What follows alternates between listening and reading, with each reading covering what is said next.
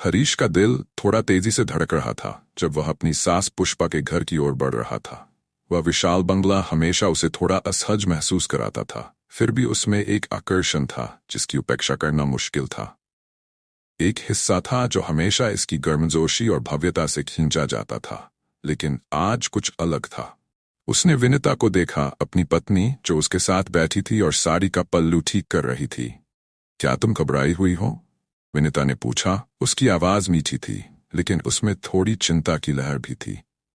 नहीं नहीं, बस यात्रा से थक गया हूं, हरीश ने जवाब दिया। हालांकि वह महसूस कर रहा था कि अंदर एक घबराहट बढ़ रही थी।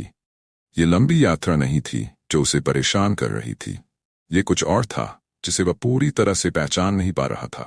जैसे ही वे घर के अंदर पहुंचे, पुष्पा उन्हें स्वागत के लिए सोफे पर बैठी हुई थी, एक दयालु मुस्कान के साथ। वह साड़ी में लिपटी हुई अपनी शानदार शख्सियत के साथ इतनी आकर्षक लग रही थी कि हरीश को सहजता से बैठना मुश्किल हो रहा था। पुष्पा की शान हमेशा उसे प्रभावित करती थी और आज भी उसकी उपस्थिति वैसी ही थी।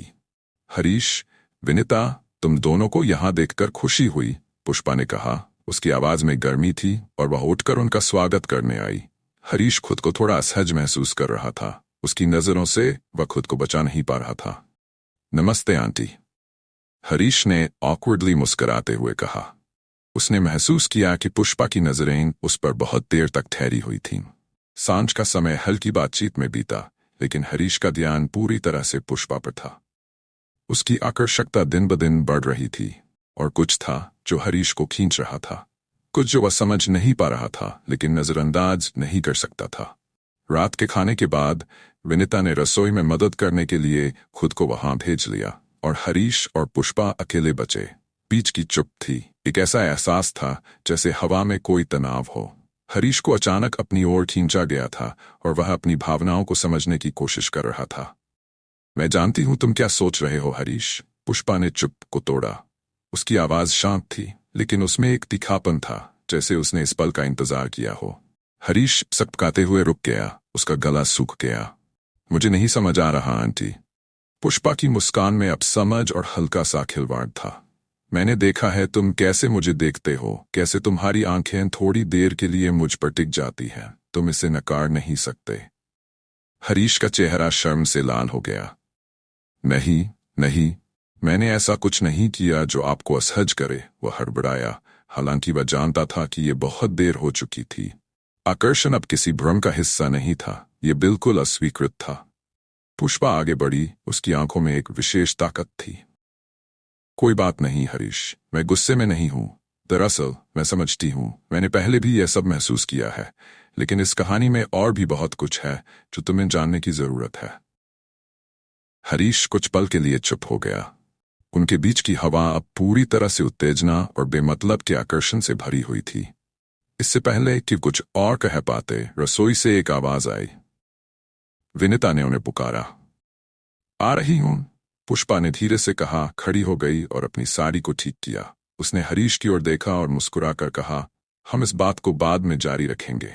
बाकी रात हल्के फुल्के माहौल में बीती, लेकिन हरीश को पुष्पा की आंखों की छवि और उसकी बातों का ख्याल लगातार परेशान करता रहा।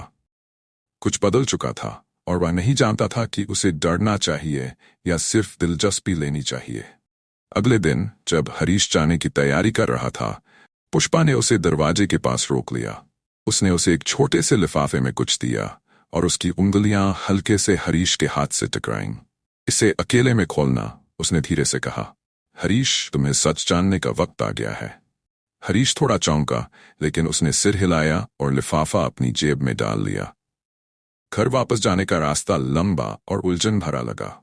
उसके मन में सवालों की बाढ़ आई हुई थी और लिफाफे में क्या होगा, यही सोचकर उसकी घबराहट बढ़ रही थी। घर पहुंचने पर हरीश ने चुपचाप लिफाफा खोला। अंदर एक सफा लिखा हुआ था जिस पर सुघड़ हस्ताक्षर थे। उसके हाथ कांप रहे थे जब उसने उसे खोला। हरीश, मैं जानती हूं तुम क्या महसूस कर रहे हो, लेकिन मुझे ये भी पता है कि जो राज तुम छुपा रहे हो, क्यों तुम मेरी घर आए थे उस रात। अब वक्त आ गया है कि तुम सच का सामना करो। उसका दिल रुक सा गया। क्या सच था? पत्र में लिखा था, वह रात जब तुम और विनिता शादी के बंधन में बंधे थे, तुमने कुछ लिया जो तुम्हारा नहीं था। लेकिन तुम अकेले नहीं हो जिनके पास राज है। तुम्हारी कहानी और मेरी दोनों में एक और सच है जिसे तुम अब तक नहीं जानते। हरीश का मन चकरा गया। पुष्पा क्या कह रही थी? उस रात क्या हुआ था? छुपे हुए इश्क, अनकहे राज, दोनों के बीच छुपी कहानियां, ये सब अब सामने आ रहा था। राज अब खुलने लगे थे और हरीश को अपने अपने परिवार और अपने इश्क के बारे में ऐसे राज का सामना करना था जिसकी उसने कभी कल्पना नहीं की थी।